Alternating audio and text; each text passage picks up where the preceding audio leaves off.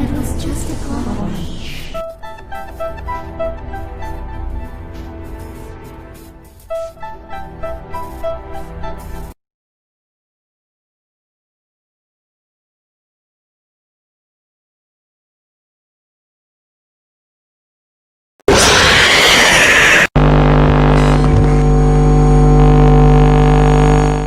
Hey! J'ai tout cassé, c'est ça? Ouais. J'ai tout cassé. Ok. Bon, bah, c'est fichu. Aujourd'hui, on va parler d'un personnage qui unit toute la licence. J'ai dit toute la licence. Merci. Et oui, c'est extrait d'un truc que j'ai fait avec le ROM. D'ailleurs, il y aura un dub-debate très bientôt, si je ne me trompe pas, qui sera fait avec le ROM. On en a discuté, et normalement, c'est confirmé. Je ne sais pas encore quand la date exactement, mais je vous préviendrai, bien évidemment. Et j'espère que ça vous plaira, parce que ça risque d'être très absurde. Et tiens, justement, en parlant d'absurde aussi, aujourd'hui, on va parler de The Mind Behind the Slugger, de Dave Miller, de William Afton, du Purple Guy, de Springtrap, de Scraptrap, de Glitchtrap, de Vanny, non, de tous, toutes ces formes, de 2014 à nos jours.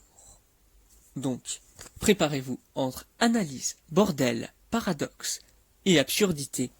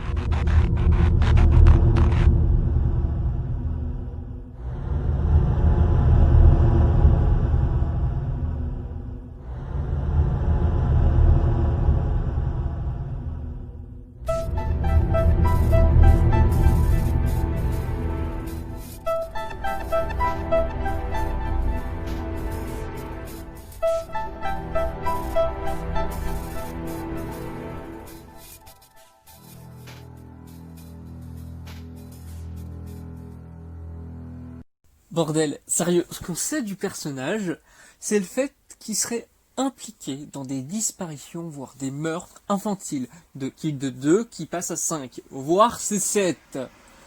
En plus, là, la personne accusée, il dit être enfermé. Je sais que William a été enfermé dans Springtrap, mais quand même, c'est un retcon, déjà. Mais alors, ou sinon, c'est même pas la même personne, c'est tout.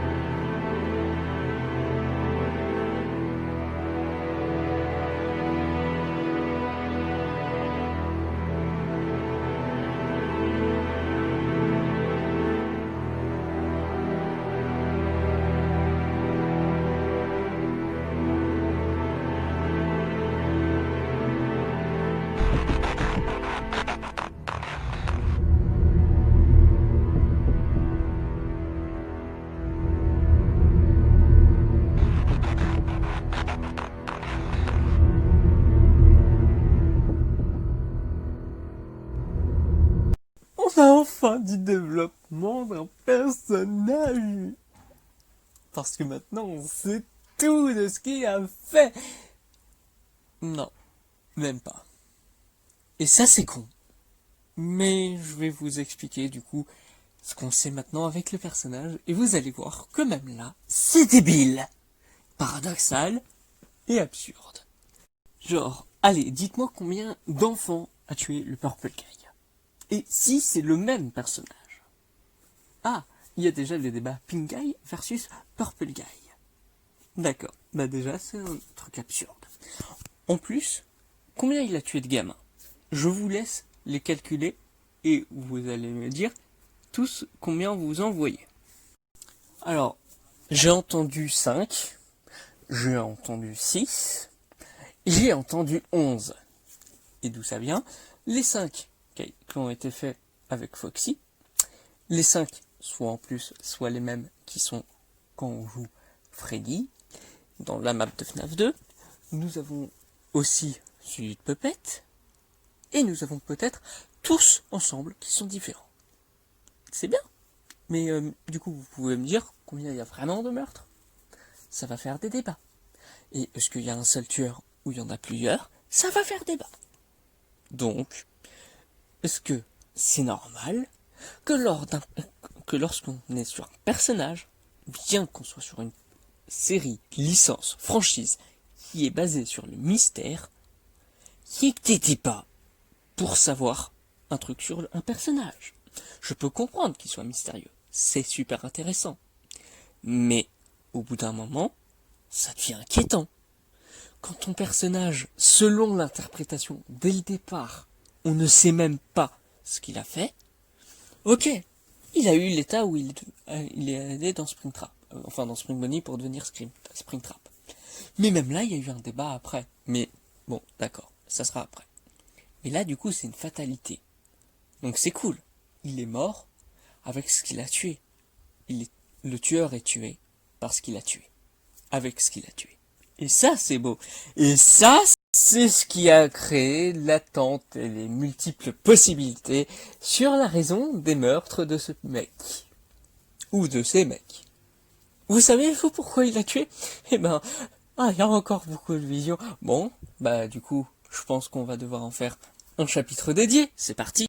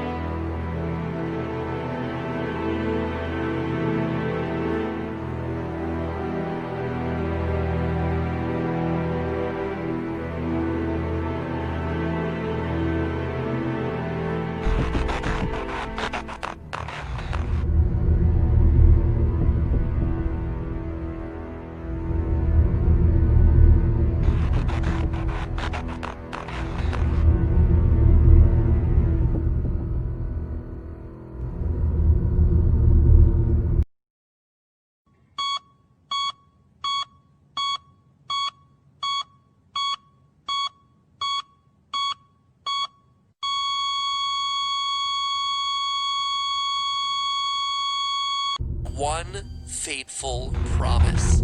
I will put you back together. We've analyzed this line a lot in past theories because it's not only the final lines of FNAF 4 and FNAF World, thereby making it super important to this franchise, but because it's also presented to us in a different color than Fredbear's yellow. Someone else is talking here. And now we can finally pinpoint who said it, and more importantly, why. It was Afton. I will put you back together. A promise to fix his son, a broken son, in the only way that he knows how, animatronics. Enter Sister Location in the Funtime animatronics, not built for entertainment or for being worn, but built to help Purple Guy save his son. Built for capture. Although no one has yet found how to unlock them in the game, if you dig through the Sister Location files, you find a set of blueprints for the various animatronics, outlining their size and special features. Not only are they enormous, topping 7 feet in some instances, certainly bigger than a small child, but they're also equipped with things like 360-degree tracking, parental voice mimicking, and storage tanks. Look closer at the wireframes and you see that the storage tank isn't quite empty. Yeah, that's a child in there, curled up in Fredbear's stomach, captured alive, ready to be experimented on. Because Purple Guy is no longer killing to satisfy himself, he's doing it to recover his son, to figure out the secret of fusing souls into animatronics. You heard me, Afton wants to unlock the mystery of giving gifts, giving life. Oh yes, j'en entends déjà crier comme ça, le fait qu'on a enfin une probable raison du meurtre des enfants fait par William Afton. Oui, parce que maintenant j'assume qu'on l'appelle William Afton à partir de FNAF 4, parce que c'est à partir de The Silver Eyes et plus Sister Location, je l'accorde, mais en fait FNAF 4 est un peu exclu de The Silver Eyes, donc, mais du coup, comme aussi il a pas tellement gros rôle dans FNAF 4, à part avec ses théories, c'est un mélange entre FNAF 4 et Sister Location. C'est un peu comme la deuxième concept théorie. Incroyable, hein. Et d'ailleurs, c'est même ce que j'ai mis la semaine dernière, si je dis pas de bêtises, le 23 octobre, pour faire un mélange entre le 23 juillet et le 7 octobre, pour FNAF 4 et Sister Location respectivement. Je divague, effectivement, parce que, en fait, c'est bien beau tout ça, mais je peux gâcher trop rapidement. Du coup, ça m'a bien servi de divaguer comme ça. Le contre-argument, c'est que, en fait, on a une probable raison des meurtres. Oui et non. Parce que oui, ça peut être ça, si les meurtres sont après la morsure de 83. Par exemple, en 1985. Comme nous aiderait apparemment Into the Pit, qui instaure le voyage temporel, mais pas grave. Ouais, c'est du Remnant, c'est de l'agonie, c'est pas grave. Ça nous l'instaure de la manière dont les gens voudront en faire ce qu'ils veulent. Non, là, le truc, c'est que la contradiction, c'est que si les meurtres, comme un peu cité par MatPat, dans l'extrait que j'ai mis, et pour certaines personnes, pour expliquer la peur du Crying Child, se passent avant 83. Bah alors, on sait toujours pas pourquoi il a tué. Bon, bah du coup, go chapitre 4 alors. Mais avant, comme je fais des transitions géniales et magnifiques entre les chapitres, je suis en train de me demander, s'il tue les enfants pour du coup son gosse et tout, pour le remettre en vie et autres, même si j'ai contredit ça, est-ce qu'il a eu des conséquences à faire ça jusqu'à maintenant?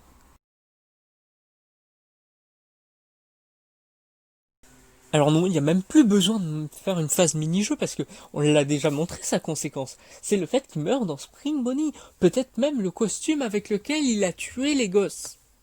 C'est incroyable. Non? Non, je suis le seul. Ok. Non, mais du coup, là, le truc, c'est que maintenant, il y a eu un retcon, apparemment.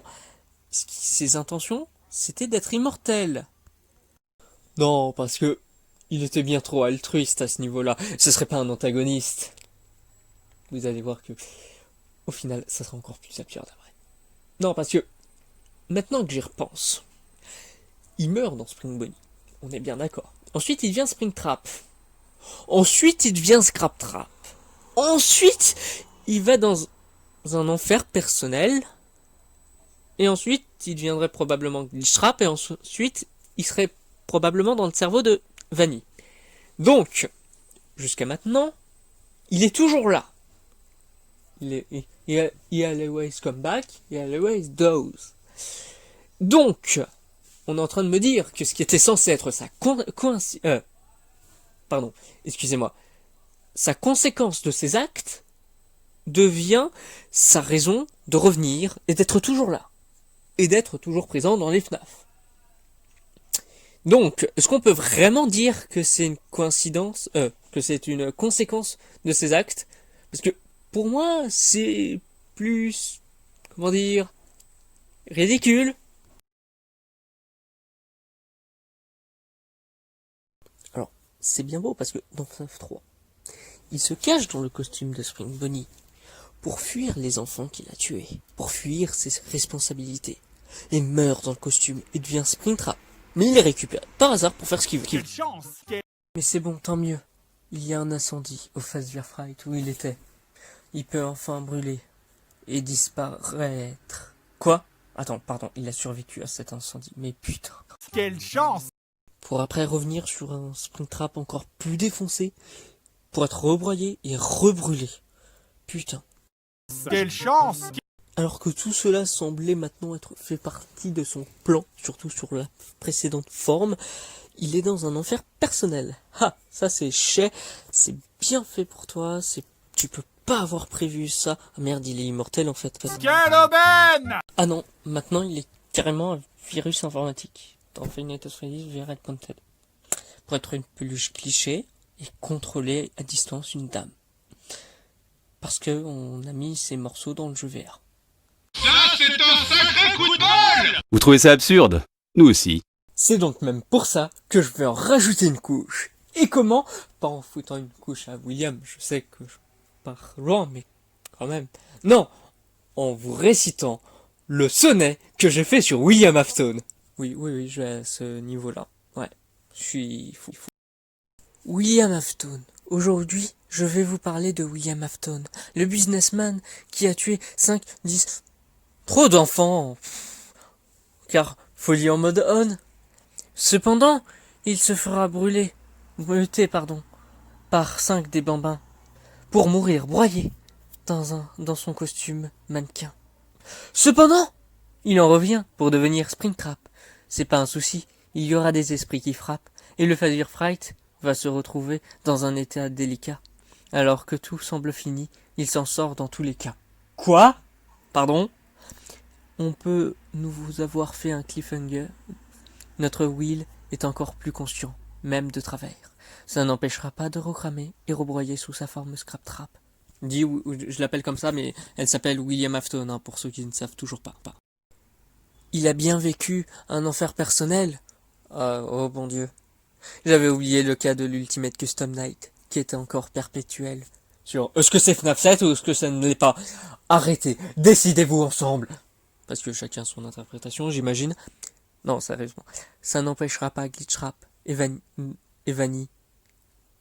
Attends, donc Glitchtrap devient Vanny, oui. Mais donc, il devient Trap. Attends. Si je résume tout ce que je viens de dire sous ce sonnet faussement sérieux, ou c'est purement délire, c'est vraiment nawak. Je veux dire, William Afton, le mec qui s'est fait passer pour Dave Miller et tout pendant longtemps, dans les bouquins bien sûr, eh ben, il devient Springtrap. Ok, ensuite il devient Scraptrap. Enfin, le nom fandom. Le vrai nom c'est William Afton, je l'ai déjà dit. Ensuite, il va dans son enfer personnel, mais ça peut être Michael. Ok, donc ça c'est un autre débat. Mais aussi, après ça, il devient Glitchtrap. Mais ça aussi c'est un nom de fan. Normalement son vrai nom c'est Spring Bonnie Man. Mais après il devient du coup Vanny. Mais Vanny c'est une femme. Donc, si Spring Bonnie Man est William Afton, ou une de ses formes, William Afton est un trap. Je blague pas. Ça semble être une femme, mais c'est un homme. Parce que il manipule une femme, donc c'est quand même son esprit, j'imagine. C'est compliqué, mais c'est compliqué. De rendre William Afton logique, bordel. Bon, au moins, ce qui est sûr, c'est que c'est l'antagoniste principal de la licence multimédia qui est Five Nights at Freddy's. on est d'accord sur ce point-là. Parce que il fait quand même des trucs de méchant. Mais attends, non, je viens de me souvenir d'un truc médiatique. Si on donne toujours raison à un personnage, c'est souvent quand c'est le protagoniste. Attends, on va chercher la définition. Oh le con. Putain, Scott, non, il est pas sérieux. Mais bordel.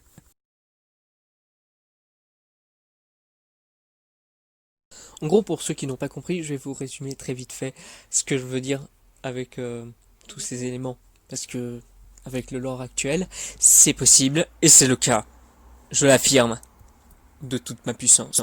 Je rigole, hein, pas toute ma puissance, mais regardez. Personne qui joue le premier rôle dans une affaire. Bah, Glitchtrap, c'est ce qu'il fait dans la dernière affaire de Phasya Entertainment. C'est-à-dire redorer leur blason. Et Glitchtrap, s'il est William Afton, voilà. Ça paraît n'importe quoi. Je pourrais remettre le « vous trouvez ça absurde ?» Nous aussi. Mais en fait, là c'est encore pire, parce que celui qui était survendu comme l'antagoniste secret de la licence depuis tout ce temps, maintenant devient son protagoniste. Ça n'a aucun sens. Surtout que j'utilise les mots de la traduction, certes de Google, et pour certains c'est pas vraiment la bonne traduction qu'il faudrait donner. Faudrait que je trouve ça dans un dictionnaire, mais voilà, j'ai vraiment fait un truc assez vite, mais qui est correct pour la plupart des gens. Mais là, avec ces mots-là, je rends William Afton protagoniste de la licence. Ça peut aller encore plus loin. Parce que, pour ceux qui se souviennent, dans ce que j'ai abordé dans le Concept Theories 4, qui est sorti aussi la semaine dernière, avec Concept Theories 2 au complet, bah, en fait, je peux partir encore beaucoup plus loin. Et c'est n'importe quoi.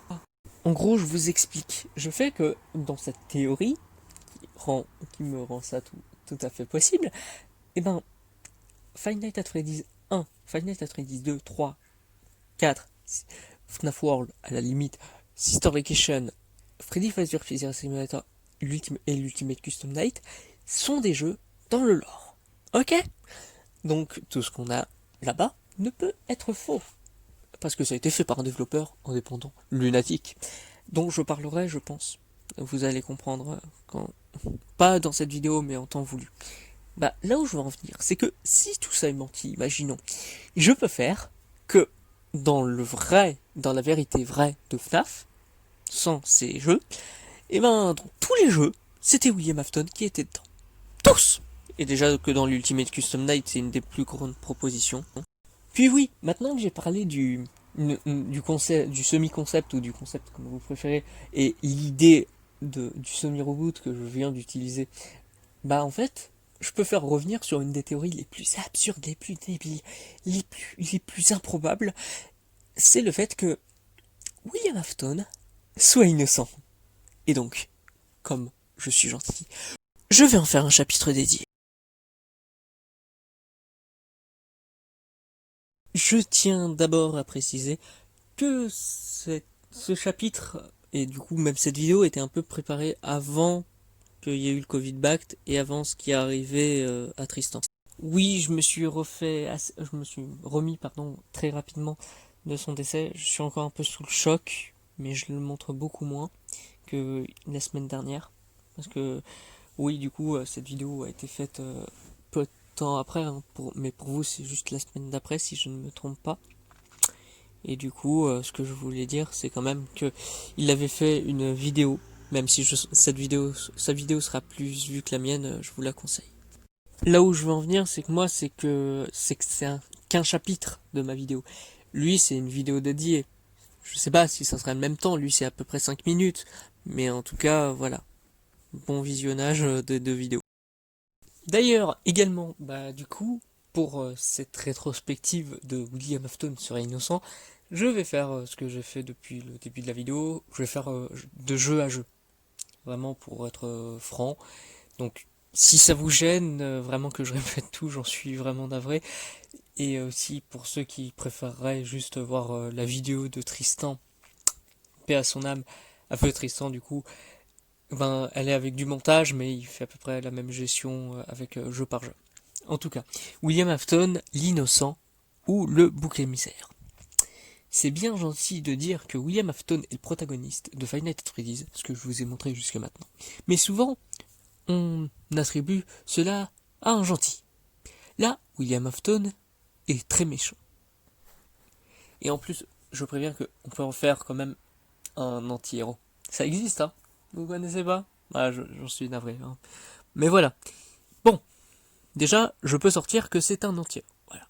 Mais on peut carrément faire de lui un gentil, voire une victime. Que dis-je? Une victime d'une entreprise qui ne fait que jouer avec le feu. On va faire comme jusqu'à maintenant. On va décrire petit à petit. Média après média. Oui, aussi. Je suis désolé pour ceux que ça gêne, le fait que j'ai l'air d'avoir deux tons, c'est que je suis en train de dire un texte que j'avais déjà fait, parce que c'était voulu de faire une théorie à la Godgood sur ça, mais justement, Tristan a été plus rapide. Encore feu Tristan, pardon, paix à son âme. Mais voilà. Et je me répète beaucoup sur lui. Ça m'avait quand même pas mal marqué le fait que je le vois, il est dans mon bunker. Et juste après, il va faire une autre mission que lui a donné un des superviseurs. Je crois qu'on m'a dit qu'il y en avait eu 2 pendant ce coup-là. Et qui s'est fait tuer parce que ça a trop rushé.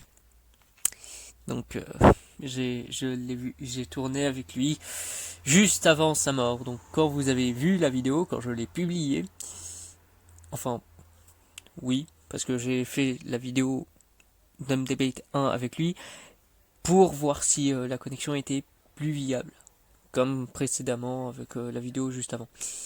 Donc vous étonnez pas si les sons n'étaient pas vraiment parfaits. En tout cas, je vous gêne plus, je recommence à lire. Five Nights at Freddy's, comme dit, on nous parle d'un homme. Une preuve que c'est lui, parce que sincèrement, quand je vous ai montré le passage avec FNAF 1, il n'était rien. William Afton n'existait pas. Enfin, le concept du personnage de William Afton n'existait pas. Donc, est-ce qu'on peut avoir une vraie preuve que c'est lui? Ensuite, avec le 2, on a le débat de Pink Guy versus Purple Guy, que j'ai un poil décis au début. Donc ici, pourquoi pas l'un serait notre William, sachant qu'il se passe, voire aucun d'entre eux. N'oublions pas la théorie que le violet soit la couleur des deux tenues des employés de Fuzzy Entertainment. Cela fait en fait que, on sait pas, c'est un Purple Guy, mais est-ce que ça dit que c'est notre Purple Guy, celui qu'on a donné étant le meurtrier? Là où je veux venir encore pire, c'est le fait qu'on peut lui avoir fait passer le chapeau sur ça. Mais c'était juste un employé qui a été sous les commandes de Fuzzy Entertainment de tuer. C'est possible qu'ils avaient un psychopathe. On accepte bien que le patron de Fuzzy Entertainment, voire le copatron, William Afton, soit le psychopathe. Donc pourquoi pas juste un employé? On sait pas, il n'y a aucune confirmation. Le 3. L'entreprise peut avoir demandé à notre William d'aller dans le dernier restaurant détruire les modèles avec un chantage, qui sait. On peut carrément lui avoir fait un chantage. Par exemple, mais on n'en sait rien. C'est même là où il y a eu le grand débat de savoir pourquoi William Afton est allé détruire des animatroniques. Enfin, pourquoi Purple Guy? Parce qu'à l'époque, on ne savait pas qu'il s'appelait comme ça. Ben, on ne sait toujours pas, du coup, sur cet élément. Et c'est là où c'est bien complexe. C'est que, est-ce qu'on est vraiment sûr que c'est lui? Alors non, c'est rien. Et oui. Mais déjà, imaginons que c'est bien lui, bah, il a eu un chantage. Et du coup, il est allé dans il est mort dans Springtrap, dans Spawn Money, et il en est déjà devenu assez fou de pas se laver depuis 30 ans. C'est même ce que nous dit le Fun Guy dans FNAF 1. Donc, est-ce que c'est ce qui est arrivé à notre Purple Guy? C'est possible. Five Nights at Freddy's 4. Encore une fois, avec la supposition des tenues violettes, mais aussi que là on le voit en tout début de timeline, les enfants peuvent être déjà les siens. Mais alors pourquoi Fuzzy Entertainment n'explorerait pas quelqu'un de fragile qui vient de perdre son fils? C'est possible. Ils peuvent utiliser le fait qu'il soit si mal psychologiquement qu'ils l'utilisent comme bouc émissaire pour l'anéantir. Surtout que là le truc c'est que on voit pas trop faire des trucs. C'est qu'avec Sister Location qu'on a commencé à dire même là il a fait des trucs William Afton. D'ailleurs c'est même là où on peut voir que tout ce qu'on dit qu'il a causé, bah déjà il peut l'avoir causé, donc c'est à voir avec lui, et du coup c'est sous la vision de ce qu'il a fait qu'on suit la suite de l'histoire, donc ça peut être le protagoniste tout ça, mais aussi que c'est lui qui a subi tout ça. Imaginons qu'il est toujours le créateur, et qu'on lui met ça sur le dos et tout, et que même on rit avec FFPS, mais on en parlera juste après, bah là ça continue cette idée-là. Ça peut être le fait qu'il soit vraiment le bouc émissaire, mais jusqu'au bout. Et que ça aille jusqu'au fait qu'on l'accuse et tout. je pense que je sais pas si vous voyez ce que je veux dire. Mais du coup, on va parler de Sister Location.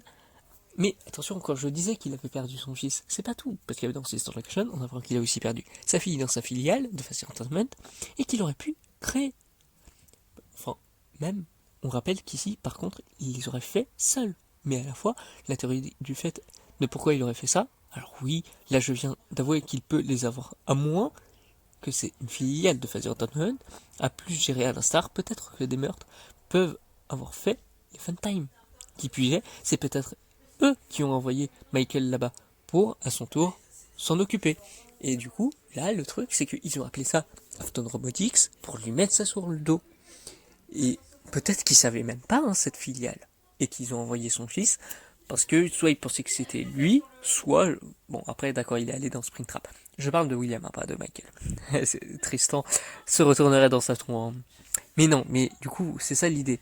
Et ensuite, en Freddy Fazbear Pizza Cinemator, coup de théâtre, Henry a aidé William à les créer. Au final, donc, au lieu de mettre les opinions meurtrières ce dernier, pourquoi pas Henry et Emily? Henry Emily, c'est son nom de famille, ça a été confirmé avec The Force Closet, et c'est tout. Peut pas l'avoir... Pourquoi ce dernier ne peut pas l'avoir fait? William sous la forme de D. Scraptrap, pardon. William Afton D. Scraptrap. Bah, du coup, ce dernier a encore plus perdu la boule, et c'est de sa famille, mais en plus, qui voit, pardon, et d'ailleurs, Henry peut avoir voulu détruire cette famille pour faire enflammer toute preuve, et même détruire William Afton, le tuer. Peut-être que même cette phrase, je reviens toujours, il l'a toujours fait, c'est justement pour toujours revenir par rapport à ce qu'on lui a fait, par rapport à cette injustice. En tout cas, alors là, pour le coup, on le joue, c'est bien le protagoniste. Voilà, dans l'Ultimate Custom Night, on peut même sortir dans la théorie que tout le monde essaye de plus accepter que Mike Purg, il est le protagoniste. Donc ça, c'est déjà, il récupère... Ah oui, c'est peut-être un spin-off. Mais bon, autre que je peux utiliser, autre que la tenue violette, voilà. Ah oui, c'est bon, Old Mad Consequence dit comme Henry, pendant un temps, bien, pourquoi ne lui jeterait pas les foot? Hein, on sait pas. Ensuite, Ted. Déjà que c'est l'opus qui donne le plus de cran à la théorie, avec car ce Miroboot dont j'ai déjà parlé. Après, là-dedans, on voit bien que Glitchtrap peut avoir ou pas une secte qui veut le faire revenir. Peut-être car c'est le seul qui les tient en tête à Fazbear Entertainment. Ce que je veux dire, c'est que dans les codes de Special Delivery, ce qu'on verra juste après, bah en fait, il y a un truc qui dit où William est beaucoup mis en avant en fait. C'est peut-être justement des employés qui prennent tête à William Afton parce qu'ils savent la vérité par rapport à tout ce qu'a fait Fazbear Entertainment, par rapport à leur négationnisme profond et tout. Et d'ailleurs, étant clairement le protagoniste de cet opus, le fait qu'il soit vanni plus tard, si on considère que c'est Glitchtrap et William Afton, peut-on dire que l'entreprise à l'ours brun est l'antagoniste? Puisque si on considère, comme j'avais montré que Glitchtrap peut être le protagoniste, bah Fazbear Entertainment est l'antagoniste, vu que ils essayent d'empêcher ce dont on veut faire le protagoniste. Donc techniquement, et puis maintenant, ils sont vus comme des monstres par Type Girl, ou leurs actions comme du négationnisme profond, comme je l'avais dit. De plus, ils ont maintenant possiblement créé, en termes de caractère vidéoludique, Five Nights at Freddy's 1 à Ultimate Custom Night. Des mensonges sur un homme qui n'avait rien fait depuis le début pour devenir fou pour son innocence. Est-ce que vous avez une idée? Dans Special Delivery, il n'y a aucune mention de William Afton, à part sous sa forme vanille. Mais, sinon, on peut avoir aussi vu Springtrap, peut-être Scraptrap, comme les autres animatroniques, les électrocutés et tout. Je suis parti beaucoup trop loin avec le fait de carrément dire que William Afton était innocent. Mais avec le semi-reboot, en fait, je sais pas si vous avez vu la vidéo Concept Theories 4, mais je peux partir le plus loin que je veux. Je peux faire dire ce que je veux, à qui je veux, etc., etc. Et donc, William Afton est tout. William Afton, s'il est tout, William Afton est rien. Donc, retour à la case départ et chapitre 8.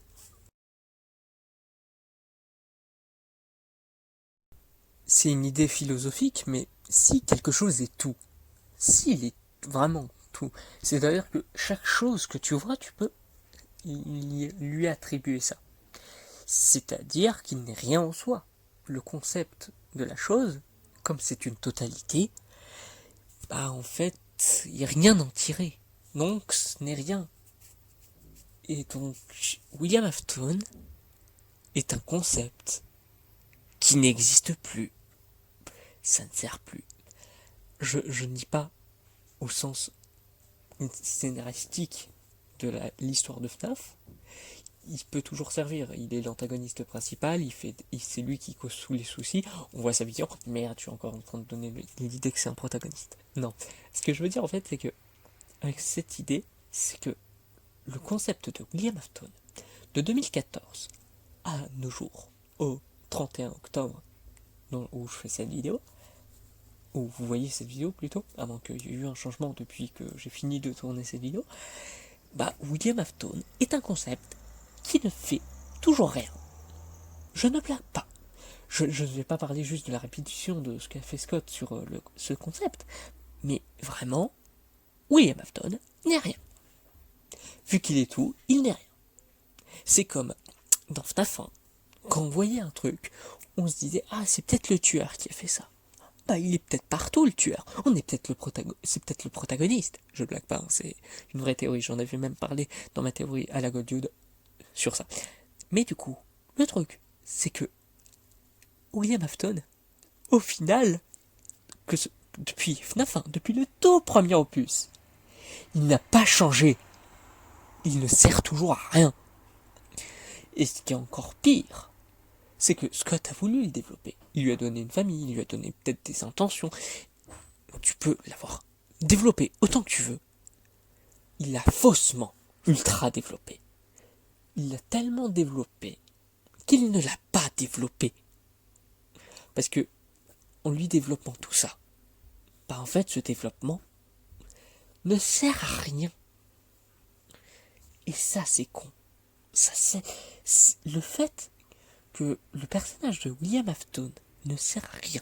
Je veux dire que c'est possible que Scott ne fasse plus de retcon et tout à partir de Help Wanted. Mais ce qu'on sait, c'est qu'il y a eu le semi-reboot. C'était trop reboot tout ce qu'on a vu avant. Donc ce développement n'a servi à rien. Et maintenant, peut-être qu'il va plus le développer, mais encore une fois, on ne sait pas si Spring Bonnie Man, c'est lui. Mais encore une fois, si c'est lui, il y aura un moyen de faire qu'il sert à rien. C'est même un running gag. On dirait que William Afton est un personnage de dessin animé de Tex Avery. Il crève, oh c'est trop drôle, il revient. Tu sais pas comment, tu sais pas pourquoi, mais il revient. Il revient toujours. Et même dans les médias que sont les livres. Chapitre 9. Je tiens à préciser que cela n'est en aucun cas un chapitre qui était originellement prévu. Parce que, en fait, pour ceux qui avaient remarqué, en fait, le chapitre 1 au chapitre 8, en fait, ils se répondent, comme l'introduction et la conclusion que je fais à chaque fois. Et du coup, en fait, là, le truc, c'est que c'était voulu de montrer que le concept de William Afton n'a jamais évolué. C'est vraiment absolument prévu, du coup, je me suis dit au début, non, je peux pas faire de chapitre 9, j'aimerais aller parler des livres, mais en fait, non. Mais en fait, le pire, c'est que c'est un fond noir. Non, je sais que c'est rigolo, mais en fait, pour ceux qui n'avaient pas compris, en fait, le fond noir, c'est pour vous oppresser sur le fait que je ferai peut-être un jumpscare. Maintenant, vous savez bien trop tard dans la vidéo, puisqu'elle sera bientôt finie, bah, il y aura peut-être un jumpscare. Autre que celui que j'ai foutu à la fin de du sketch d'ouverture, bien évidemment. En tout cas, le truc que j'avais à dire, c'est William Afton dans les livres. J'ai réussi à trouver un contexte pour faire un bon cycle. C'est le fait que dans ses apparitions dans les livres, et ben, il est à peu près pareil que dans les jeux au niveau du concept que j'ai attribué jusqu'à maintenant. Dans The Silver Eyes, il est Dave Miller, et il se révèle être William Afton. Oui, c'est un coup de théâtre beaucoup trop utilisé dans le genre horrifique en général, quel que soit le média, mais c'était pas mal franchement. ça m'a étonné et ça a fait permis, justement, comme je l'avais dit bien plus tôt, le nom en lui-même de William Afton, ce qui a été complètement foiré dans la version The Graphic Novel. Vraiment, ce livre, si vous voulez l'acheter, c'est plus pour vous fendre la poire sur le livre horrifique qui est The Silver Eyes à la base. Non, vraiment, je vous assure que là, oh, c'est un truc pour les ados, attention, ou les jeunes adultes, c'est vraiment un truc horrifique. Bah là, c'est pour un truc pour enfants. Je ne parle pas juste du style de dessin. Chaque action, on dirait que c'est un truc d'enfant. Mais en tout cas, là, il n'y a pas plus trop la révélation de William Afton. Donc vraiment, si vous voulez tout ce que je dis, souvent, n'essayez pas de regarder la graphic novel. J'ai très peur pour celui de The Twisted Ones. Hein. Ça va être très bordélique. Tiens, bah comme FNAF, en tout cas. Le truc, c'est que, avec cette idée, c'est que cette révélation marche. Vraiment, je ne veux pas dire qu'il est rien en soi, parce que, même là, parce que, comme je l'ai dit, c'est quasiment un cliché horrifique. Donc, il n'est pas très original, mais au moins, c'est le personnage qu'on connaît, donc ça va. Ensuite, dans The Twisted Ones, il devient Springtrap. Mais vraiment, il supprime l'idée qu'il est William Afton ou Dave Miller. Il est Springtrap. Ce qui fera une bonne référence que utilisera Feu Tristan, dans notre vidéo Dome Debate 1. Mais voilà. Et aussi, bah, du coup, il supprime, il retire, il n'est plus rien. Le William Afton n'est plus rien. Bon, ok, c'est très joué sur les mots, mais voilà. Ensuite, il y a son retour dans The Force Closet. Là, il assume qu'il est William Afton. Ce qui est assez paradoxal. Bon, c'est FNAF, hein. Mais du coup, ici, il reconnaît pas mal de trucs. Mais encore une fois, je vais pas dire que c'est pas le William Afton qu'on connaît, et du coup, il est rien, parce que... Mais il est comme dans la saga vidéoludique, il est tout. Il est presque tout, derrière tout, encore une fois. Pas juste the man behind the saga. Mais ça veut dire qu'il n'est encore rien, philosophiquement, quoi. Mais encore pire, bah en fait, c'est que il est rien en soi, parce que sa suite spirituelle serait dans un dernier truc du canon, enfin du semi-canon actuel, dans les Fazer Fright, dans Five Nights at Freddy's Fazer Fright 5, Bunny Call, le dernier sorti jusqu'à maintenant, à cause du Covid Pact, bien sûr. Et ben, qu'est-ce qu'on entend, qu'est-ce qu'on voit dans The Man, pas The Man Behind the Slugger, mais The Man in the Room 1248. Oui, je suis très mal en prononciation anglaise des chiffres, donc laissez tomber. Bah, il est plus dans de l'agonie. Il va crever. Alors oui, il meurt pour la première fois. Non, c'est même là où ça devient con. Je vais même en parler dans la conclusion, vous allez comprendre. Mais en fait, c'est pas juste ça le souci. C'est vraiment le fait que il est relié à une nouvelle parmi tant d'autres.